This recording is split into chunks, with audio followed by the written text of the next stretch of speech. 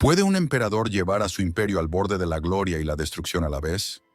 ¿Qué sucede cuando el hombre más poderoso del mundo antiguo se convierte en el símbolo de la decadencia y el caos? Acompáñanos en este recorrido por los rincones más oscuros del reinado de Nerón, donde descubrirás las decisiones que lo llevaron a ser una de las figuras más temidas y odiadas de Roma. ¿Qué lo motivó realmente? ¿Fue un visionario incomprendido o el arquitecto de su propia caída? En los próximos minutos desentrañaremos los secretos del último emperador de la dinastía Julio Claudia, en una historia que te dejará cuestionando lo que creías saber sobre él. En el año 37 después de Cristo, en el seno de una de las familias más influyentes de Roma, nació Lucio Domicio Aenobarbo, quien más tarde sería conocido como Nerón. Su llegada al mundo estuvo marcada por presagios y ambiciones desmedidas. Hijo de Cneo Domicio Aenobarbo y Agripina la Menor, su linaje se remontaba directamente a la dinastía Julio Claudia, conectándolo con el emperador Augusto y Julio César. Desde su nacimiento, el destino de Nerón parecía estar entrelazado con el poder y la intriga política que caracterizaban al Imperio Romano. Agripina la Menor, su madre, era una mujer astuta y ambiciosa, hermana del emperador Calígula e hija de Germánico, el amado general romano. Tras la muerte de su esposo, Cneo Domicio, Agripina se enfrentó al desafío de asegurar un futuro prominente para su hijo en una corte llena de peligros y conspiraciones. Su determinación la llevó a maniobrar entre las élites romanas, siempre buscando el mejor posicionamiento para Lucio Domicio. La infancia de Nerón estuvo lejos de ser tranquila. Creció en medio de intrigas palaciegas y cambios abruptos en el poder. Su tío, el emperador Calígula, conocido por su crueldad y excentricidad, exilió a Agripina, dejando a Nerón bajo el cuidado de su tía, Domicia Lépida. Estos años moldearon el carácter del joven, quien desde temprana edad comprendió la volatilidad del poder y la importancia de la influencia y las alianzas. Con la muerte de Calígula en el año 41 después de Cristo y el ascenso al poder de Claudio, hermano del difunto emperador y tío de Agripina, las circunstancias comenzaron a cambiar. Agripina regresó del exilio y rápidamente retomó su posición en la corte. Su belleza e inteligencia le permitieron ganar el favor de Claudio, quien, a pesar de ser su tío, se convirtió en pieza clave en sus planos para elevar a su hijo al máximo poder en Roma. El linaje de Nerón no solo le otorgaba derechos, sino también expectativas y rivalidades. Estaba emparentado con Augusto por parte de su madre, lo que le daba una ventaja sobre otros posibles herederos. Sin embargo, también lo convertía en blanco de aquellos que temían su potencial ascenso. Las alianzas familiares y los matrimonios estratégicos eran herramientas esenciales en el juego político romano, y Agripina sabía cómo utilizarlas a su favor. Mientras tanto, Nerón recibió una educación esmerada. Se le enseñó retórica, filosofía y artes bajo la tutela de algunos de los mejores maestros de Roma, incluido el filósofo Séneca. Estos conocimientos no solo le proporcionarán habilidades intelectuales, sino que también le inculcarán ideas sobre liderazgo y moralidad que influirán en sus decisiones futuras. La relación entre Nerón y su madre era compleja. Agripina veía en su hijo la realización de sus propias ambiciones y no escatimaba esfuerzos para guiar y, en ocasiones, controlar su destino. Esta dinámica materno-filial estaría presente a lo largo de sus vidas, afectando las decisiones políticas y personales que marcarían el rumbo del imperio. El nacimiento y linaje de Nerón sentaron las bases de una historia llena de poder, traición y tragedia. Desde sus primeros días, estuvo destinado a desempeñar un papel crucial en la historia de Roma. Su ascendencia le otorgaba un lugar privilegiado, pero también lo sumergía en un mundo donde la lealtad y la supervivencia estaban en constante tensión. Los cimientos de su futuro reinado estaban siendo moldeados, y el joven Lucio Domicio Aenobarbo estaba a punto de convertirse en una figura central en el tumultuoso escenario político romano. Antes de seguir con la historia, no olvides darle un buen like y suscríbete para apoyar este canal. Gracias. El historiador antiguo. En el año 49 después de Cristo, Agripina la Menor, siempre calculadora y consciente de las corrientes políticas que fluían en Roma, vio una oportunidad sin precedentes. Claudio, el emperador reinante, Había enviudado recientemente y buscaba una nueva esposa. Aunque era su tío, Agripina no dudó en utilizar su encanto y astucia para acercarse a él. La sociedad romana miró con recelo este posible enlace debido a la relación familiar, pero Agripina supo sortear las críticas y convenció a Claudio de la conveniencia de su unión. El matrimonio entre Agripina y Claudio fue más que una alianza familiar. Fue un movimiento estratégico que consolidó el poder de Agripina en la corte. Con su posición como emperatriz, tenía acceso directo a las decisiones más importantes del imperio y podía influir en el emperador de manera significativa. Su objetivo principal era asegurar el futuro de su hijo, Nerón, y desplazar al heredero legítimo, Británico, hijo biológico de Claudio.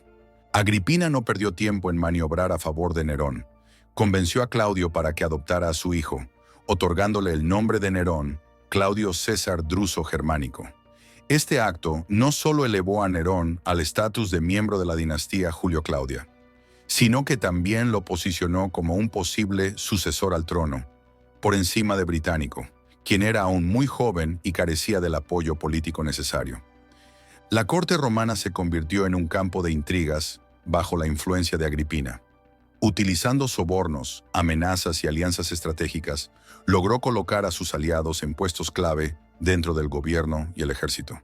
Entre ellos estaba el filósofo Séneca, quien se convirtió en el tutor de Nerón y en un consejero influyente. También estableció vínculos con el prefecto del pretorio, Afranio Burro, garantizando el apoyo militar necesario para sus aviones. Británico, aunque legítimo heredero, se encontró aislado y vulnerable. Agripina se aseguró de que fuera marginado y de que su educación y formación estuvieran limitadas. Claudio, envejeciendo y cada vez más influenciado por su esposa, comenzó a mostrar favoritismo hacia Nerón, preparando el camino para su eventual ascenso al poder. El Senado y la nobleza romana observaban estos movimientos con preocupación. Algunos apoyaban a Agripina, reconociendo su habilidad política y creyendo que Nerón sería un gobernante más fuerte que Británico. Otros temían el creciente poder de la emperatriz y las consecuencias de sus acciones para la estabilidad del imperio. El matrimonio de Agripina y Claudio representó un punto de inflexión en la historia romana. Las decisiones tomadas durante este periodo tendrán repercusiones duraderas. Agripina, impulsada por su ambición y determinación, había logrado lo impensable: colocar a su hijo en la línea directa de sucesión al trono más poderoso del mundo conocido. Sin embargo, estos actos también sembraron las semillas de futuras traiciones y conflictos que desgarrarían a la familia imperial. Mientras tanto, Nerón, consciente de los esfuerzos de su madre, comenzó a comprender el alcance del poder y las expectativas que recaían sobre él. Su educación y preparación se intensificaron y se le introdujo en los asuntos de Estado. El joven príncipe estaba siendo moldeado para convertirse en emperador, pero también empezaba a mostrar signos de independencia que eventualmente lo enfrentarían con Agripina. La alianza matrimonial entre Agripina y Claudio no solo alteró la dinámica familiar, sino que también transformó el panorama político de Roma. Las piezas estaban colocadas en el tablero, y el juego de poder que definiría el destino del imperio estaba en pleno desarrollo. Agripina había logrado su objetivo inicial, pero el costo de sus ambiciones aún estaba por revelarse. El año 54 después de Cristo marcó un hito decisivo en la historia romana. El emperador Claudio, después de años de reinado, murió repentinamente. Las circunstancias de su muerte fueron inmediatamente objeto de sospecha y rumores. Muchos en Roma creían que Agripina había orquestado su envenenamiento para asegurar el ascenso de su hijo al trono antes de que Británico alcanzara la mayoría de edad y reclamara su derecho legítimo. La noche de su muerte, Claudio participó en un banquete donde se dice que consumió setas envenenadas, preparadas por su propio catador, quien estaba bajo la influencia de Agripina. Al amanecer, el emperador había fallecido, y la noticia se extendió rápidamente por la ciudad. Agripina actuó con rapidez, aislando al británico y proclamando a Nerón como el nuevo emperador, aprovechando el apoyo del ejército y del Senado, influenciados por sus alianzas previas. A los 16 años, Nerón ascendió al trono, convirtiéndose en el emperador más joven de Roma hasta ese momento. Su proclamación fue recibida con entusiasmo por algunos, quienes veían en él la continuidad de la dinastía Julio-Claudia y esperaban un periodo de estabilidad y prosperidad. Otro, sin embargo, miraban con recelo el rápido ascenso del joven y las sombras que rodeaban la muerte de Claudio. En sus primeros días como emperador, Nerón se presentó al pueblo y al Senado con humildad y respeto. Acompañado por su madre, Agripina, y sus consejeros Séneca y Burro, prometió gobernar con justicia y sabiduría. Su juventud y carisma ganaron el favor de muchos, y parecía que Roma estaba entrando en una nueva era de esperanza. Sin embargo, el camino al poder no estuvo exento de obstáculos. Británico, el hijo legítimo de Claudio, aún vivía y representaba una amenaza potencial al trono de Nerón. Agripina, consciente de este peligro, presionó para que Británico fuera mantenido bajo vigilancia estricta. La tensión en el palacio aumentaba, y los rumores de complots y traiciones circulaban entre la nobleza. La influencia de Agripina sobre Nerón era evidente. Participaba activamente en las decisiones de gobierno y se aseguraba de mantener a su hijo bajo su control. Sin embargo, Nerón comenzaba a sentir el peso de su posición y la necesidad de afirmar su propia autoridad.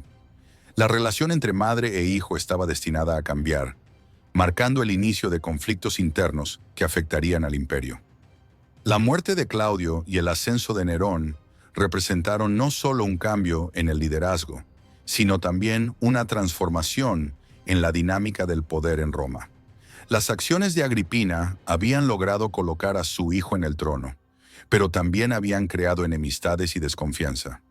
El joven emperador estaba ahora en el centro de un complejo entramado político, donde cada decisión podría consolidar su posición o precipitar su caída. Mientras tanto, el pueblo romano observaba con atención los movimientos en el palacio imperial. Las expectativas eran altas, y muchos esperaban que Nerón trajera prosperidad y estabilidad. Sin embargo, las intrigas y ambiciones que lo rodeaban auguran tiempos turbulentos. El escenario estaba preparado para una serie de eventos que definirían el carácter del nuevo emperador y el futuro de Roma. Con Nerón en el trono, Agripina consolidó su posición como una de las figuras más poderosas de Roma. Durante los primeros años de su reinado, el joven emperador estuvo fuertemente influenciado por su madre y por sus consejeros más cercanos, Séneca y Burro. Este triunvirato buscaba mantener la estabilidad del imperio y guiar a Nerón en sus responsabilidades como líder supremo. Agripina participó activamente en las reuniones del Senado y en los asuntos de Estado, algo inusual para una mujer en la sociedad romana. Su presencia era tan prominente que, en ocasiones, se sentaba detrás de una cortina durante las sesiones senatoriales, escuchando y asesorando a su hijo. Esta influencia materna aseguraba que las políticas imperiales reflejaran sus propias ambiciones y perspectivas. Bajo la guía de Séneca, un filósofo estoico, y Burro, prefecto del pretorio, Nerón mostró inicialmente moderación y buen juicio en sus decisiones. Se implementaron reformas que beneficiaron al pueblo, como la reducción de impuestos y la promoción de espectáculos públicos. La administración de justicia mejoró y se combatió la corrupción en las provincias. Estos actos ganaron al joven emperador el apoyo y el cariño de muchos ciudadanos. La colaboración entre Agripina, Séneca y Burro funcionó como un delicado equilibrio de poder. Mientras Agripina buscaba mantener el control sobre su hijo, Séneca y Burro intentaban educarlo en las virtudes del buen gobierno y limitar las influencias negativas. Este periodo fue considerado por algunos historiadores como una edad de oro en el reinado de Nerón, donde prevaleció la estabilidad y el progreso. Sin embargo, las tensiones comenzaron a surgir. Nerón, entrando en la adultez, deseaba ejercer su autoridad de manera más independiente. Las restricciones y el control constante de su madre y consejeros empezaban a ser percibidos como opresivos. Además, Nerón desarrolló intereses personales en las artes, el teatro y las carreras de carros, actividades que no siempre eran bien vistas por la élite política. La relación personal de Nerón también jugaba un papel en este escenario.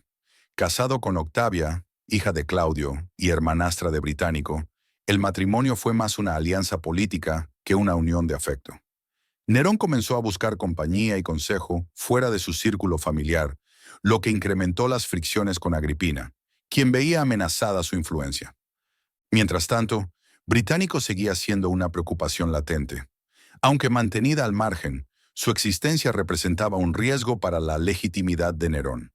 En un movimiento decisivo, Británico murió repentinamente en el año 55 después de Cristo, supuestamente envenenado durante un banquete. Aunque la causa oficial fue una enfermedad, muchos sospecharon de la implicación de Nerón y Agripina, eliminando así el último obstáculo directo al trono. Los primeros años de gobierno de Nerón estuvieron marcados por esta compleja red de influencias y decisiones estratégicas.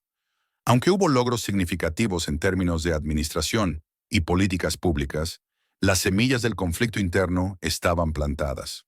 El joven emperador se encontró en una encrucijada entre las expectativas de su madre, las enseñanzas de sus consejeros y sus propios deseos y ambiciones. Este periodo inició el tono para los eventos que seguirían. La lucha por el control y la independencia de Nerón frente a Agripina se intensificaría, y las decisiones tomadas en estos años iniciales tendrían repercusiones profundas en su reinado y en la historia de Roma. A medida que Nerón maduraba, su deseo de independencia y autonomía se hacía más evidente. Para el año 58 después de Cristo, la relación con su madre, Agripina, se había tensado significativamente. Lo que antes era una influencia materna considerada necesaria, ahora se percibía como una intromisión constante en los asuntos personales y estatales del emperador. Nerón buscaba liberarse del control de Agripina y afirmar su autoridad como líder supremo de Roma. El distanciamiento comenzó a notarse en la corte imperial. Nerón empezó a tomar decisiones sin consultar a su madre, rodeándose de nuevos consejeros y confidentes que no eran del agrado de Agripina. Entre ellos destacaba Popea Sabina, una mujer de gran belleza y astucia, que se convirtió en la amante de Nerón. Popea no solo influyó en las decisiones personales del emperador, sino que también alentó el alejamiento de Agripina, viéndola como un obstáculo para sus propias ambiciones. Agripina, al percibir la pérdida de influencia sobre su hijo, reaccionó intentando reafirmar su posición. Comenzó a apoyar a posibles rivales al trono y amenazar con respaldar a otros miembros de la familia imperial. Estos incrementan movimientos en la desconfianza de Nerón hacia su madre y alimentan rumores de conspiraciones y traiciones en la corte. La tensión alcanzó un punto crítico cuando Agripina se opuso abiertamente al deseo de Nerón de divorciarse de Octavia para casarse con Popea. Agripina veía en este matrimonio una amenaza a las alianzas políticas establecidas y una señal de que su hijo estaba siendo manipulado. Su oposición solo sirvió para profundizar el abismo entre ambos. En respuesta, Nerón tomó medidas para limitar aún más el poder de su madre. Retiró sus guardias personales, la expulsó del palacio imperial y restringió su participación en los asuntos de Estado. Agripina se vio relegada a residir en una villa en las afueras de Roma, aislada y vigilada constantemente. Sin embargo, su influencia y conexiones aún representaban un peligro para Nerón. La corte romana se convirtió en un hervidero de intrigas. Facciones opuestas intentaban ganar el favor del emperador o de su madre, y las sospechas de conspiraciones eran frecuentes. Séneca y Burro, aunque inicialmente intentaron mediar entre Nerón y Agripina, empezaron a perder influencia sobre el emperador, quien se inclinaba más hacia aquellos que apoyaban su emancipación total. El pueblo y el Senado observaban estos acontecimientos con preocupación. La estabilidad del imperio parecía tambalearse ante el conflicto interno de la familia imperial. La reputación de Nerón comenzaba a verse afectada por sus decisiones, y la percepción de que estaba dejando de lado los valores tradicionales en favor de sus propios caprichos. La lucha por el poder entre Nerón y Agripina no solo era un enfrentamiento personal, sino también un reflejo de las tensiones políticas y sociales de la época. Representaba el choque entre las antiguas tradiciones y una nueva generación que buscaba redefinir el papel del emperador y la dirección del imperio. El desencadenamiento de este conflicto tendría consecuencias profundas y marcaría el inicio de una nueva fase en el reinado de Nerón. En el año 59 después de Cristo, la tensión entre Nerón y Agripina alcanzó su punto culminante. Convencido de que su madre conspiraba para derrocarlo y temiendo por su seguridad y posición, Nerón tomó la decisión más drástica: ordenar su asesinato. Este acto no solo eliminaría la amenaza que percibía, sino que también liberaría al emperador de la última influencia que moderaba sus acciones. El plan para eliminar a Agripina fue meticulosamente elaborado. Inicialmente, Nerón intentó simular el asesinato como un accidente. Invitó a su madre a una reconciliación en una villa cerca de Baiae, mostrándose afectuoso y arrepentido por los conflictos pasados. Durante el viaje de regreso, Agripina fue invitada a abordar una embarcación especialmente diseñada para hundirse en alta mar. Sin embargo, el plan fracasó. La embarcación se hundió, pero Agripina logró nadar hasta la orilla con la ayuda de otros supervivientes. Al enterarse del fracaso, Nerón entró en pánico. Temiendo la reacción de su madre y las posibles repercusiones políticas, ordenó a sus guardias que fueran a su villa y la asesinaran directamente. Los soldados irrumpieron en la residencia de Agripina. Según relatos históricos, ella, consciente de su destino, se enfrentó a ellos con valentía. Se dice que en sus últimas palabras desafió a los asesinos y en un gesto simbólico les indicó que la apuñalaran en el vientre que había dado a luz a Nerón. Con su muerte, se cerró un capítulo oscuro en la historia familiar del emperador. La noticia del asesinato de Agripina se propagó rápidamente por Roma. Nerón intentó justificar sus acciones, alegando que su madre había conspirado contra él y que su muerte era un acto de protección del imperio. Sin embargo, pocos creyeron en estas excusas, y el acto fue ampliamente condenado tanto por el Senado como por el pueblo. La eliminación de Agripina marcó un punto de no retorno en el reinado de Nerón. Con la muerte de su madre, desapareció la última figura que ejercía una influencia moderadora sobre él. Este evento desencadenó cambios significativos en su comportamiento y en la dirección de su gobierno. Liberado de las restricciones, Nerón comenzó a actuar de manera más autocrática y caprichosa. El asesinato también tuvo un profundo impacto psicológico en Nerón. Según algunos historiadores, fue atormentado por la culpa y el remordimiento, experimentando pesadillas y manifestando comportamientos erráticos. Otros interpretan sus acciones posteriores como un signo de liberación y empoderamiento, permitiéndole perseguir sus deseos sin obstáculos. La eliminación de Agripina envió un mensaje claro a todos en Roma. El emperador estaba dispuesto a hacer lo que fuera necesario para mantener su poder. Esto generó miedo y desconfianza entre la élite política y militar, quienes comenzaron a cuestionar la estabilidad y el futuro del imperio bajo su liderazgo. Este acto también tuvo repercusiones en la percepción pública de Nerón. La imagen de un joven emperador prometedor se desvaneció, dando paso a la de un tirano despiadado. El asesinato de su propia madre fue visto como una transgresión imperdonable, contraria a los valores y tradiciones romanas. El asesinato de Agripina fue un punto de inflexión que transformó no solo la dinámica personal de Nerón, sino también el curso de su reinado. Las decisiones y acciones que siguieron quedarían marcadas por este evento, llevando al imperio por un camino de creciente inestabilidad y conflicto. Tras la muerte de Agripina en el año 59 después de Cristo, Nerón experimentó una metamorfosis que descubrió a Roma. Liberado de la influencia opresiva de su madre, el joven emperador comenzó a mostrar facetas de su personalidad que hasta entonces habían permanecido ocultas. La moderación y el buen juicio que alguna vez caracterizaron su gobierno dieron paso a comportamientos cada vez más autocráticos y caprichosos. Nerón se sumergió en sus pasiones artísticas con un fervor inusitado.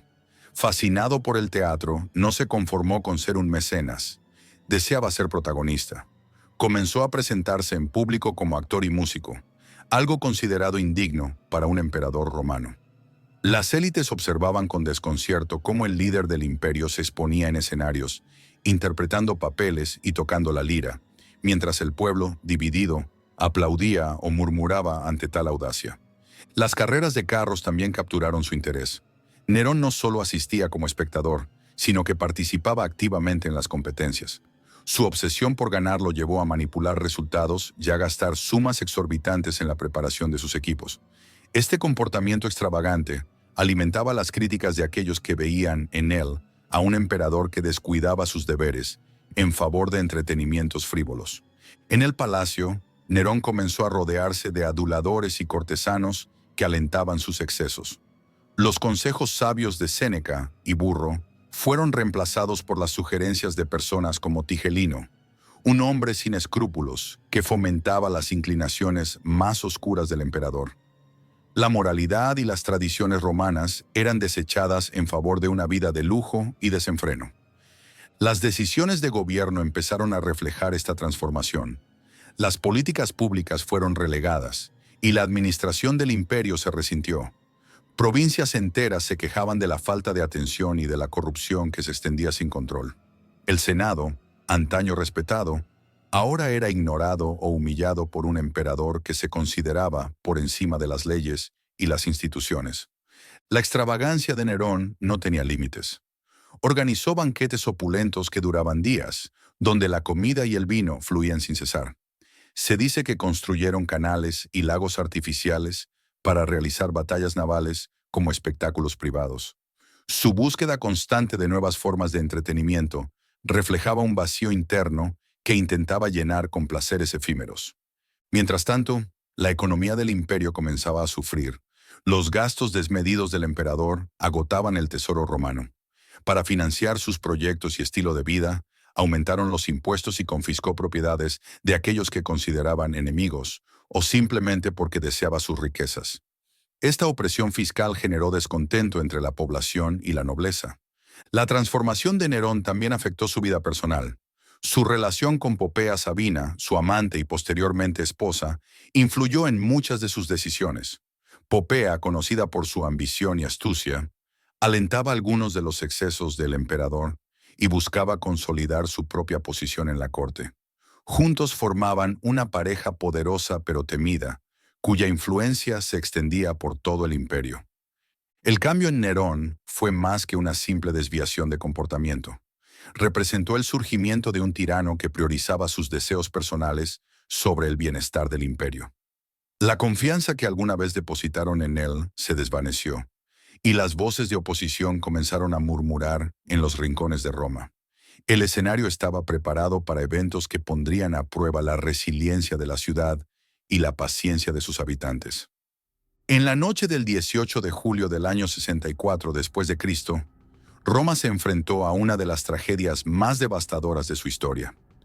Un incendio, cuyo origen sigue siendo objeto de debate, estalló en las tiendas del Circo Máximo. Alimentado por los estrechos callejones y las construcciones de madera, el fuego se propagó rápidamente, envolviendo la ciudad en llamas que ascendían hacia el cielo nocturno. Durante 6 días y 7 noches, el incendio arrasó con todo a su paso. Familias enteras huían despavoridas, llevando consigo lo poco que podían salvar. Los gritos de desesperación y el crepitar de las estructuras colapsando creaban una sinfonía de horror. Monumentos históricos, templos sagrados y hogares fueron reducidos a cenizas, transformando el paisaje urbano en un páramo humeante. Nerón, quien se encontraba en Antium al momento del desastre, regresó a Roma al enterarse de la calamidad. Según algunos relatos, se mostró compasivo, abriendo los jardines de su palacio para albergar a los damnificados y organizando esfuerzos de ayuda. Sin embargo, otros afirmaban que el emperador observaba las llamas desde una colina, tocando su lira y cantando sobre la caída de Troya, indiferente al sufrimiento de su pueblo. Pronto surgieron rumores de que el incendio había sido ordenado por el propio Nerón. Se especulaba que deseaba despejar áreas de la ciudad para llevar a cabo sus grandiosos proyectos arquitectónicos y reconstruir Roma a su imagen y semejanza. Estas acusaciones se propagaron rápidamente, generando resentimiento y desconfianza hacia el emperador. Para desviar la atención y calmar las crecientes sospechas, Nerón buscó un culpable. Encontró en los cristianos una pequeña secta religiosa que ganaba adeptos en Roma, el chivo expiatorio perfecto. Desconocidos y mal entendidos por la mayoría, los cristianos eran vistos con recelo debido a sus prácticas y creencias que desafiaban las tradiciones romanas.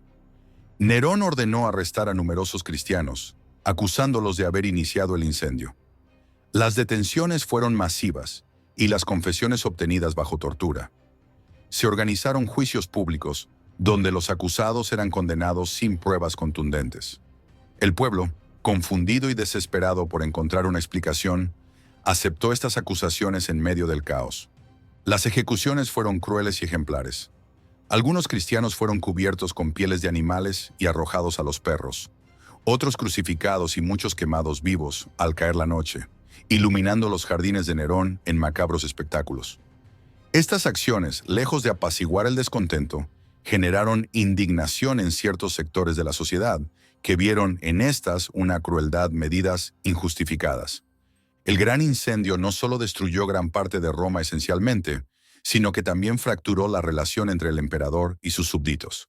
La confianza se había erosionado, y el uso de los cristianos como chivo expiatorio fue visto por muchos como una táctica desesperada de un líder que perdió el control. El evento marcó un punto de inflexión en el reinado de Nerón, intensificando las tensiones políticas y sociales que ya latían bajo la superficie. La ciudad, herida pero resiliente, se enfrentaba al desafío de resurgir de las cenizas. Mientras tanto, las decisiones y acciones de Nerón durante y después del incendio serán recordadas y juzgadas por generaciones, consolidando su reputación como uno de los emperadores más controvertidos de Roma. Tras el devastador incendio, Roma se alzaba como una sombra de su antigua grandeza. Las calles estaban llenas de escombros, y el olor a humo aún impregnaba el aire. Sin embargo, en medio de la destrucción, Nerón vio una oportunidad para transformar la ciudad según su visión idealizada. Anunció un ambicioso plan de reconstrucción que prometía devolverle a Roma su esplendor, pero con un sello personal inconfundible. Se implementarán nuevas regulaciones para la construcción.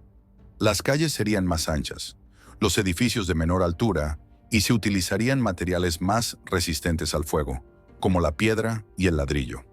Se planificaron plazas abiertas y espacios públicos que reflejaran la grandeza del imperio.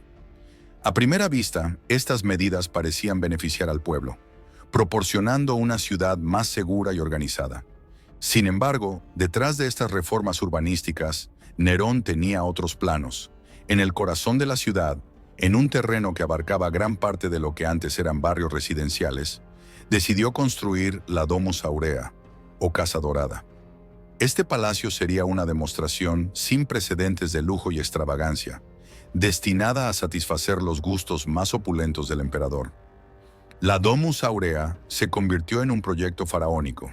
Arquitectos e ingenieros fueron convocados de todas las regiones para diseñar una residencia que desafiara la imaginación. Los interiores estaban adornados con mármoles exquisitos, frescos detallados y mosaicos deslumbrantes. Techos arribadados y salas giratorias que seguían el movimiento del sol eran algunas de las innovaciones que asombraban a quienes tenían la fortuna de entrar. Los jardines circundantes eran igualmente impresionantes. Lagos artificiales, bosques y viñedos se extendían por hectáreas, creando un oasis en medio de la urbe. Estatuas colosales, incluida una de Nerón representada como el dios Sol, vigilaban los terrenos. La Domus Aurea no era solo una residencia, era una declaración de poder y divinidad, una manifestación física de la megalomanía del emperador. Sin embargo, este esplendor tenía un costo elevado. Los recursos del imperio se drenan para financiar la construcción. Se incrementaron los impuestos y se impusieron tributos adicionales a las provincias. Propiedades privadas fueron confiscadas y los ciudadanos desplazados por el incendio se vieron obligados a reconstruir sus vidas con poca o ninguna ayuda estatal. El descontento crecía entre la población y la élite. Muchos vieron en la Domus Aurea un monumento al ego de Nerón, construido sobre las ruinas y el sufrimiento de los romanos. Las tensiones sociales se intensificaban y las críticas hacia el emperador se hacían más audibles en los círculos privados, aunque el miedo a represalias mantenía el orden en apariencia.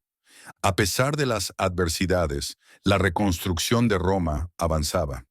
La ciudad comenzaba a tomar una nueva forma, reflejando tanto la grandeza como las contradicciones del reinado de Nerón. Las nuevas infraestructuras, como mercados y baños públicos, beneficiaban a la comunidad, pero el contraste con la opulencia de la Domus Aurea generaba resentimiento. La Domus Aurea se erigió como un símbolo del distanciamiento entre Nerón y su pueblo. Mientras el emperador se deleitaba en su palacio dorado, las necesidades y preocupaciones de los ciudadanos comunes eran ignoradas. Esta desconexión alimentó las semillas de la oposición, que silenciosamente comenzaba a gestarse en diferentes rincones del imperio.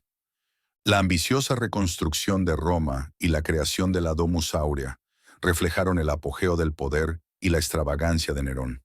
Sin embargo, también evidenciaron las fracturas en su gobierno y la insatisfacción creciente que eventualmente desafiaría su autoridad y pondría en peligro su reinado. En el ambiente turbulento que siguió al gran incendio, Nerón buscaba formas de consolidar su poder y desviar la atención de las críticas que lo señalaban como responsable del desastre. Los cristianos, una minoría religiosa en crecimiento pero aún poco comprendida, se convirtieron en el blanco perfecto para canalizar la ira y el temor de la población. Los cristianos eran vistos con sospecha por muchos romanos. Sus prácticas, que incluían reuniones secretas y la adoración a un único Dios, contrastaban con las tradiciones politeístas y públicas de Roma.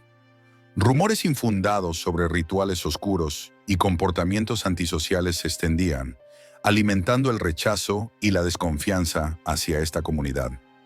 Nerón aprovechó estas tensiones para acusar a los cristianos de haber provocado el incendio. Ordenó una campaña de arrestos masivos, y las cárceles de Roma se llenaron rápidamente de hombres, mujeres y niños acusados de crímenes que no habían cometido. Las confesiones fueron obtenidas bajo tortura, y las ejecuciones públicas se convirtieron en un macabro espectáculo destinado a satisfacer el deseo de justicia de la multitud. Las formas de ejecución eran particularmente crueles. Algunos cristianos fueron crucificados, una muerte lenta y dolorosa reservada para los peores criminales. Otros fueron cubiertos con descanso y, al caer la noche, encendidos como antorchas humanas para iluminar los jardines de Nerón durante sus festividades. En el circo eran arrojados a las fieras, entreteniendo a las masas con su sufrimiento. Estas acciones, aunque inicialmente aceptadas por algunos como una medida necesaria, pronto generarán conmoción. La brutalidad y la injusticia de las persecuciones comenzaron a ser cuestionadas. Figuras influyentes en Roma, aunque temerosas de hablar abiertamente, expresaban en privado su desaprobación. La compasión hacia las víctimas crecía, y los relatos de su valentía en el martirio inspiraban a otros. Las persecuciones tuvieron un efecto contrario al deseado por Nerón. En lugar de eliminar a los cristianos o disuadir a otros de unirse a ellos, fortalecieron la fe y la determinación de la comunidad. Los relatos de los mártires se difundieron, y el mensaje cristiano ganó más adeptos, incluso entre aquellos que habían sido indiferentes o hostiles. Además, estas acciones exacerbaron el distanciamiento entre el emperador y su pueblo. Muchos comenzaron a ver en Nerón no solo a un líder extravagante, sino a un tirano cruel e injusto. Las persecuciones fueron percibidas como un intento desesperado de desviar la culpa y mantener el control mediante el terror. La utilización de los cristianos como chivo expiatorio refleja las tácticas de un régimen en decadencia, dispuesto a sacrificar la justicia y la moralidad en aras de la supervivencia política. Este capítulo oscuro en la historia romana dejó una marca indeleble, evidenciando las profundas divisiones y conflictos que corroían el tejido social del imperio. Las persecuciones también tuvieron implicaciones a largo plazo para la religión cristiana.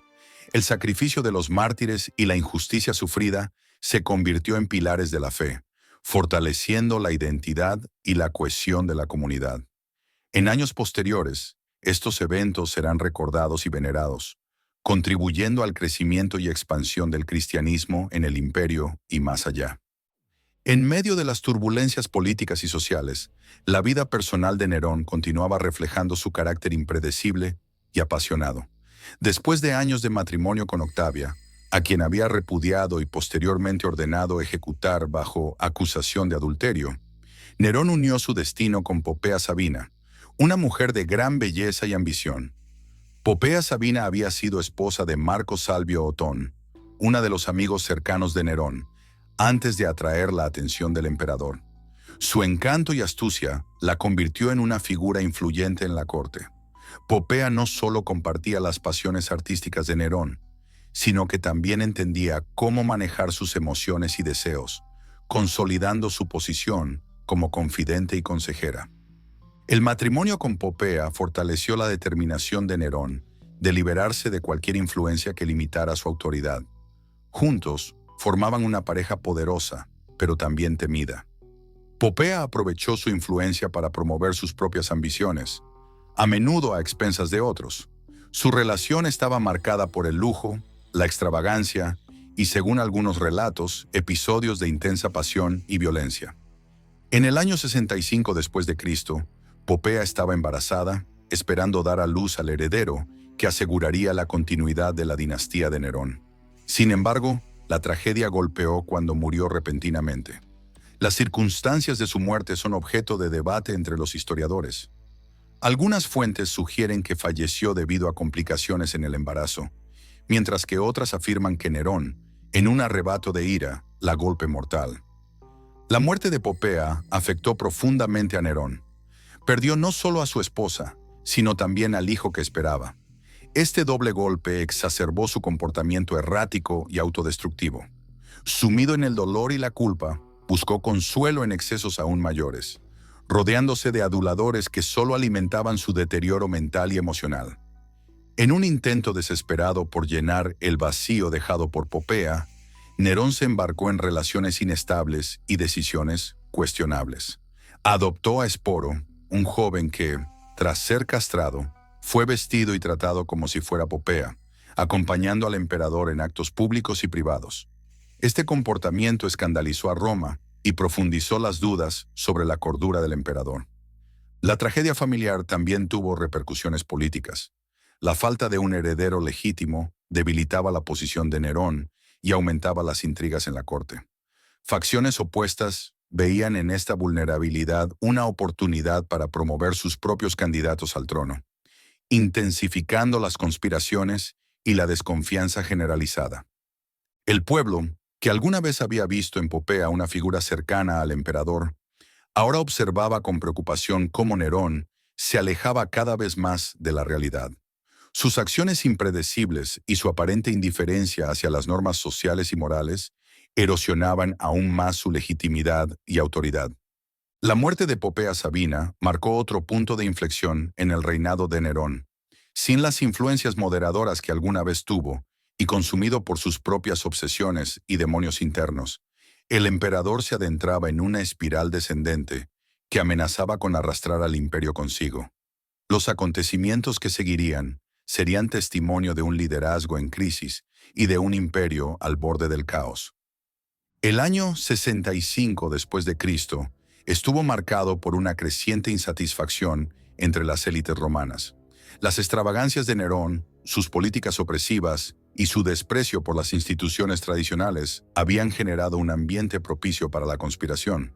En este contexto, el senador Cayo Calpurnio Piso emergió como el líder de un complot destinado a poner fin al reinado del emperador y restaurar el equilibrio en Roma. El complot de Piso se reunió en una amplia coalición de senadores, caballeros, militares y filósofos descontentos. Entre los conspiradores se encontraron figuras destacadas como Séneca, el antiguo tutor de Nerón, y el poeta Lucano. El plan era asesinar al emperador durante los Juegos del Circo y proclamar a Piso como su sucesor, confiando en su popularidad y habilidades políticas para estabilizar el imperio. Sin embargo, la conspiración fue descubierta antes de su ejecución. Un liberto llamado Mílico, involucrado en el plan, traicionó a los conspiradores y reveló los detalles a Nerón. El emperador, presa del pánico y la ira, ordenó una investigación exhaustiva que llevó a múltiples arrestos y ejecuciones. El alcance de la conspiración descubrió a Nerón, quien se dio cuenta de que su posición era más precaria de lo que imaginaba. Las represalias fueron rápidas y severas. Piso fue obligado a suicidarse, al igual que muchos otros implicados. Séneca, a pesar de negar su participación, recibió la orden de quitarse la vida, lo que hizo con dignidad y serenidad, dejando un legado filosófico que perduraría más allá de su muerte. Las ejecuciones se extendieron más allá de los conspiradores directos, alcanzando a familiares y asociados, en un intento de Nerón por eliminar cualquier amenaza potencial. Este evento profundizó la paranoia de Nerón. Convencido de que estaba rodeado aumentó las medidas de seguridad y se volvió aún más desconfiado de sus consejeros y aliados. El Senado, ya debilitado, quedó sometido al miedo y la incertidumbre, incapaz de actuar como contrapeso al poder del emperador. La purga resultante tuvo un efecto desestabilizador en el gobierno. La pérdida de líderes capaces y respetados debilitó la administración y generó vacíos de poder. La confianza en el liderazgo de Nerón se erosionó aún más, y el descontento se extendió a las provincias, donde los gobernadores y militares comenzaron a cuestionar su lealtad al emperador. El pueblo romano, testigo de las ejecuciones y de la creciente opresión, sintió que el imperio se alejaba de los valores que alguna vez lo habían sostenido. Las conspiraciones y las represalias generaban un ambiente de temor y desesperanza. La economía sufría y las tensiones sociales amenazaban con estallar en revueltas. El complot de Piso y sus consecuencias marcaron un punto crítico en el declive del reinado de Nerón. La confianza en el emperador había sido seriamente dañada, y las semillas de la rebelión estaban sembradas. Los eventos posteriores demostrarían que el imperio estaba al borde de un cambio significativo, impulsado por la insatisfacción acumulada y el anhelo de un liderazgo más estable y justo. La traición en el Senado evidencia las fracturas internas de Roma y la fragilidad de un régimen sostenido por el miedo y la violencia.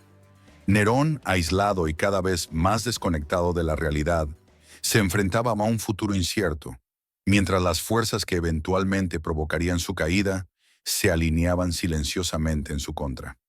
En los confines occidentales del Imperio Romano, más allá del mar que separaba Britania del continente, se gestaba una tormenta que pondría a prueba la autoridad de Roma. Boudica, reina de la tribu Icena, había visto cómo su reino era despojado y su familia ultrajada tras la muerte de su esposo, el rey Prasutago. Los romanos, ignorando las alianzas y acuerdos previos, confiscaron las tierras de los icenos y sometieron a su pueblo a una opresión despiadada. La humillación culminó cuando Boudica fue azotada públicamente y sus hijas violadas, actos que encendieron las llamas de la rebelión. La furia de Boudica no conoció límites. Con un carisma indomable, unió a las tribus celtas dispares bajo una causa común: expulsar a los invasores romanos y recuperar su tierra. En el año 60 después de Cristo, aprovechando la ausencia del gobernador romano, Suetonio Paulino, que estaba en campaña contra los druidas en la isla de Mona, Boudica movilizó un ejército que pronto se convirtió en una fuerza imparable. La primera víctima fue Camulodunum, una colonia romana y símbolo de la dominación imperial. La ciudad fue arrasada sin piedad, sus defensores masacrados y los edificios sagrados, como el templo dedicado al emperador Claudio, reducidos a escombros. Los rumores de la destrucción se esparcieron rápidamente, sembrando el pánico entre los romanos y alentando a más tribus a unirse a la causa de Boudica. Londinium, un floreciente centro comercial, fue el siguiente objetivo. Al enterarse del avance de los rebeldes, Suetonio Paulino trabajó apresuradamente, pero reconoció que no tenía suficientes fuerzas para defender la ciudad. Ordenó la evacuación, dejando a muchos habitantes a su suerte. Boudica y sus guerreros llegaron poco después, y la ciudad sufrió el mismo destino que Camulodunum. Fue saqueada y quemada, y miles de personas perdieron la vida en una orgía de violencia y venganza. Verulamium también cayó ante el furor de los rebeldes. En total, se estima que más de 70.000 romanos y simpatizantes perdieron la vida durante la rebelión. La devastación fue tal que algunos creyeron que Roma perdería Britania para siempre. Sin embargo, la determinación de Suetonio Paulino y la disciplina romana aún tenían un papel crucial que desempeñar. Reuniendo a unos 10.000 soldados, Suetonio eligió el campo de batalla con cuidado, posicionándose en un desfiladero que limitaba el avance masivo de los rebeldes. Boudica, confiada por sus victorias y superando en número a los romanos, lanzó su ataque. Pero la estrategia y el entrenamiento romano prevalecieron. Las legiones mantuvieron sus formaciones y tras resistir la embestida inicial, contraatacaron con ferocidad. La batalla culminó en una aplastante derrota para los británicos y miles perecieron ese día. El destino de Boudica es incierto. Algunos relatos sugieren que, para evitar ser capturada, se abandonó la vida ingiriendo veneno. Otros afirman que murió por enfermedad. Lo cierto es que su rebelión, aunque finalmente sofocada, sacudió los cimientos del dominio romano en Britania y dejó una huella imborrable en la historia. Tras la revuelta, Roma reforzó su control sobre Britania. Se implementaron políticas más conciliadoras para evitar futuras insurrecciones, y se reconstruyeron las ciudades devastadas. Sin embargo, la figura de Boudica se convirtió en leyenda, simbolizando la resistencia contra la opresión y el espíritu indomable de un pueblo que luchó por su libertad. Mientras Roma lidiaba con desafíos internos y rebeliones en sus provincias occidentales, en el este enfrentaba un adversario formidable, el Imperio Parto. La región de Armenia, situada entre ambos imperios, era un territorio estratégico y disputado. Tradicionalmente bajo influencia romana, Armenia se convirtió en un campo de batalla político y militar cuando el rey Partio Vologases instaló a su hermano Tiridates en el trono armenio, desafiando la autoridad de Nerón. Decidido a reafirmar el dominio romano, Nerón envió a Cneo Domicio Corbulón, un general experimentado y respetado, para manejar la situación. Corbulón logró inicialmente ciertos éxitos, reorganizando las fuerzas romanas y negociando acuerdos temporales. Sin embargo, las tensiones persistían y la guerra parecía inevitable. Las campañas en Armenia fueron largas y arduas. El terreno montañoso y las duras condiciones climáticas dificultan las operaciones militares. Además, los partos eran maestros en la guerra de guerrillas y aprovechaban su caballería pesada, los famosos catafractos, para hostigar a las legiones romanas. A pesar de los esfuerzos de Corbulón, las victorias decisivas eludieron a la Roma. En un intento por solucionar el conflicto, Nerón aceptó una solución diplomática. Se decidió que Tiridates sería reconocido como rey de Armenia, pero tendría que viajar a Roma para recibir la corona de manos del propio emperador, simbolizando así la superioridad romana. En el año 66 después de Cristo, Tiridates llegó a Roma en una ceremonia fastuosa. Aunque Nerón lo presentó como un triunfo político, muchos en Roma veían esto como una concesión y una señal de debilidad. Paralelamente, las campañas contra Partia no lograron avances significativos. Los romanos no pudieron penetrar profundamente en territorio parto, ni asegurar victorias que consolidaran su posición en Oriente. Las limitaciones logísticas, junto con la falta de apoyo consistente desde Roma, mermaron la efectividad de las operaciones militares. Estos fracasos afectarán el prestigio de Nerón. El emperador, más preocupado por sus proyectos personales y artísticos, parecía desinteresado en las cuestiones militares críticas para la seguridad del imperio. Los senadores y comandantes militares cuestionaron su liderazgo y compromiso con los intereses de Roma. La situación se agravó cuando comenzaron a surgir rumores de que Nerón consideraba abandonar las campañas orientales por completo. Esto no solo amenazaba la posición estratégica de Roma, sino que también socavaba la moral de las legiones y la confianza de los aliados regionales que dependían del respaldo romano. La incapacidad de asegurar victorias decisivas en Armenia y Partia contrastaba con las expectativas de grandeza y expansión que caracterizaban al imperio. Estos reveses expusieron las limitaciones del poder romano bajo el liderazgo de Nerón y alimentaron el descontento entre las filas militares y la aristocracia. Las campañas en el este representaron un punto débil en el reinado de Nerón. Su enfoque en asuntos personales y la falta de atención a las necesidades estratégicas del imperio contribuyeron a erosionar su autoridad y prestigio. Los fracasos militares se sumaron a los problemas internos, preparando el terreno para las crisis que amenazarían su posición en los años venideros. En las provincias galas, lejos del brillo y decadencia de Roma, el descontento se gestaba silenciosamente. Los abusos fiscales y la opresión de los gobernadores designados por Nerón habían exasperado a la población local y a la élite provincial. Cayo Julio Vindex, gobernador de la Galia Lugdunense y de ascendencia real gala, decidió tomar acción contra lo que percibía como la tiranía del emperador. En marzo del 68 después de Cristo, Vindex proclamó su intención de liberar a Roma del yugo de Nerón. Hizo un llamado a otros gobernadores y generales para unirse a su causa, promoviendo a Servio Sulpicio Galba, gobernador de Hispania Tarraconense, como un líder digno y capaz de asumir el trono. Vindex apelaba no solo al descontento político, sino también al sentido de honor y deber hacia la salvación del imperio. La rebelión de Vindex fue un catalizador que reveló la fragilidad del régimen de Nerón. En Roma, las noticias de la insurrección provocaron pánico y confusión. El emperador, lejos de tomar medidas decisivas, se sumió en la negación y continuó con sus actividades artísticas, creyendo que su autoridad era inquebrantable. Mientras tanto, Lucio Verginio Rufo, gobernador de Germania Superior, marchó contra Vindex. Aunque Rufo no tenía intenciones de apoyar a Nerón, consideró que debía sofocar la rebelión para mantener el orden. Las fuerzas de Vindex y Rufo se enfrentaron en la batalla de Vesontio. Vindex, al ver que sus tropas estaban siendo derrotadas, se suicidó, poniendo fin a su rebelión. Sin embargo, la muerte de Vindex no resolvió la crisis.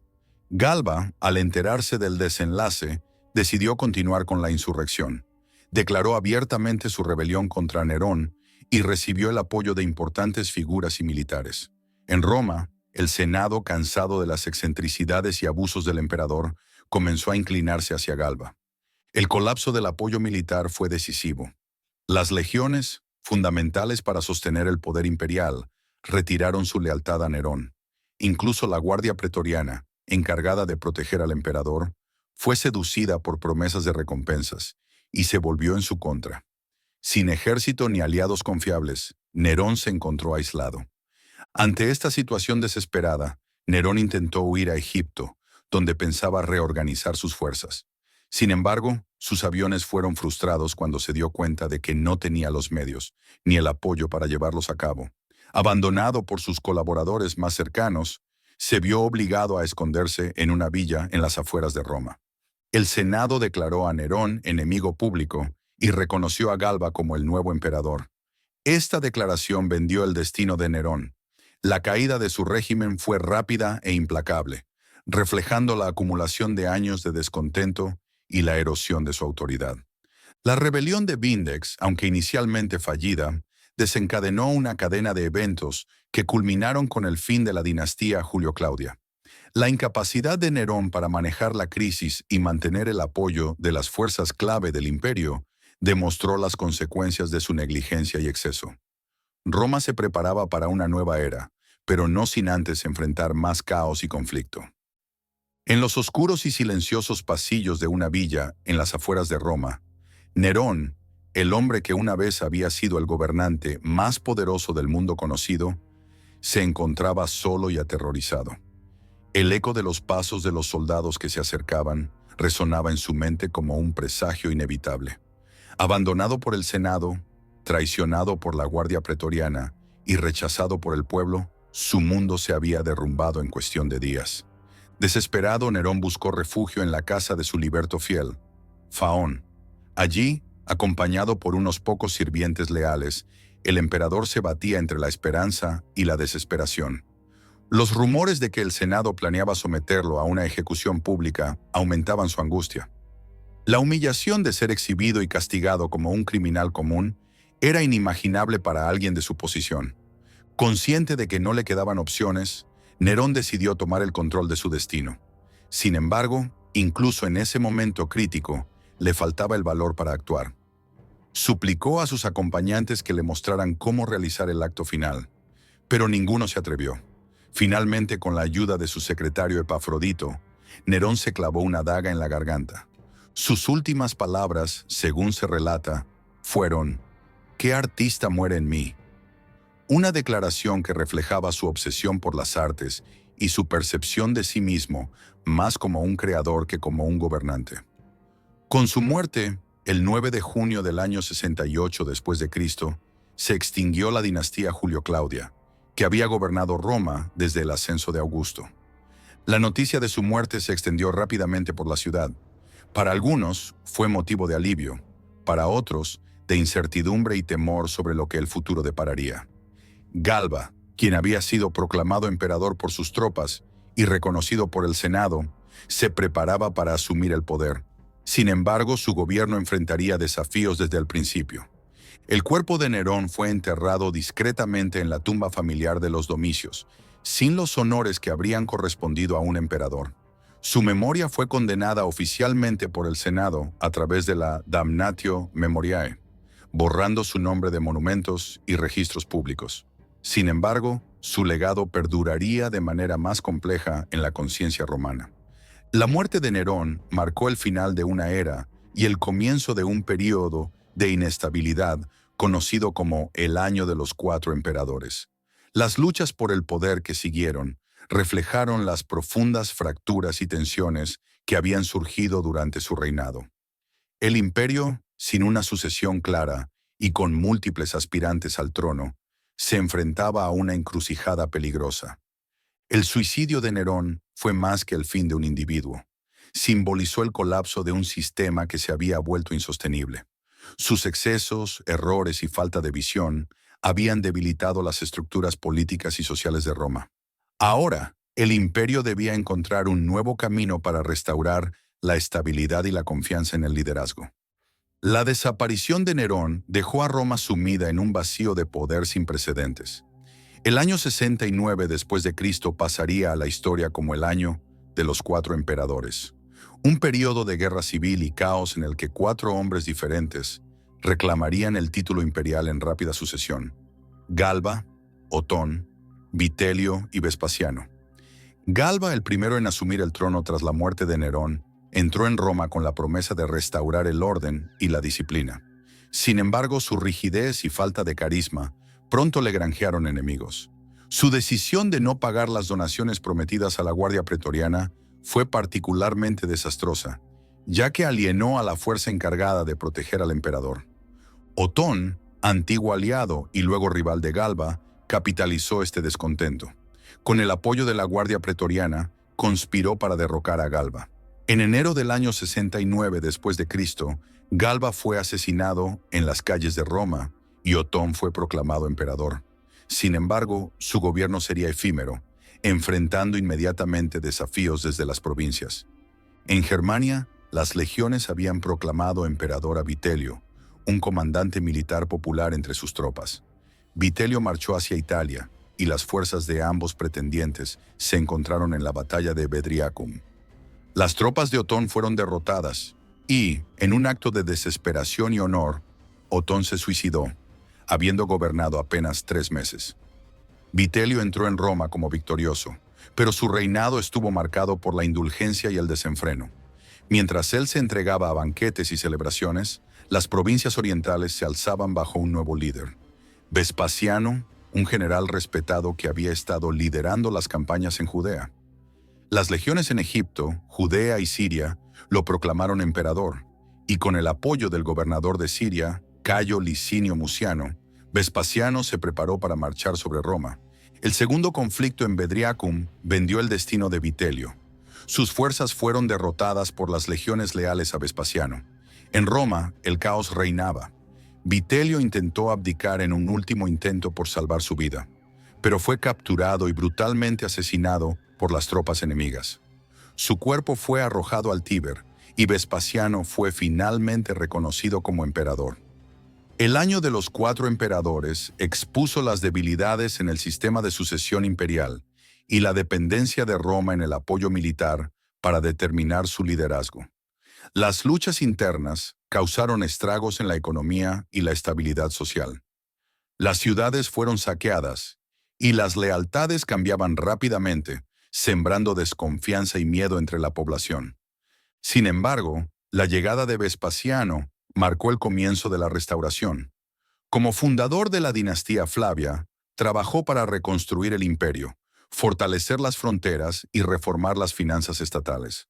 Su enfoque pragmático y su experiencia militar aportaron la estabilidad tan necesaria después de un periodo de tanta turbulencia. El caos tras la muerte de Nerón sirvió como una lección para Roma. La necesidad de un sistema de sucesión más clara y la importancia de mantener el apoyo de las legiones y el Senado se volvieron evidentes. El imperio, aunque herido, demuestra su resiliencia y capacidad para recuperarse bajo un liderazgo eficaz. A lo largo de los siglos, la figura de Nerón ha perdurado como una de las más infames y controvertidas de la historia romana.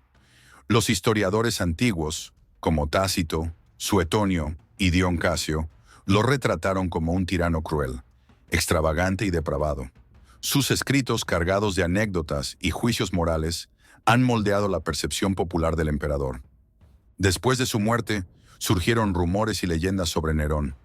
Algunos creían que seguía vivo, habiendo escapado a Oriente, y que regresaría para reclamar su trono. Estas creencias, conocidas como Nerón redivivo, se mantuvieron durante décadas e incluso fueron aprovechadas por impostores que afirmaban ser el emperador retornado. Su caída evidencia las vulnerabilidades del sistema imperial y la necesidad de estructuras más sólidas para garantizar la continuidad y estabilidad del imperio. La dualidad de su legado como artista y tirano plantea preguntas sobre cómo se recuerda y juzga a los líderes históricos. ¿Hasta qué punto las acciones de un individuo definen su impacto en la historia? ¿Cómo influye la historia de los vencedores y los cronistas en la percepción de una figura tan polarizante? Nerón sigue siendo una figura emblemática de la complejidad humana y del ejercicio del poder absoluto. Su vida y reinado ofrecen lecciones sobre la responsabilidad, la ética y las consecuencias de las decisiones tomadas desde el trono más alto. A través del estudio de su legado, podemos reflexionar sobre los desafíos y dilemas que enfrentan las sociedades antiguas, muchos de los cuales resuenan en el mundo contemporáneo. Y esto ha sido todo por hoy. Si te ha gustado, dale like y suscríbete para más historias. Gracias.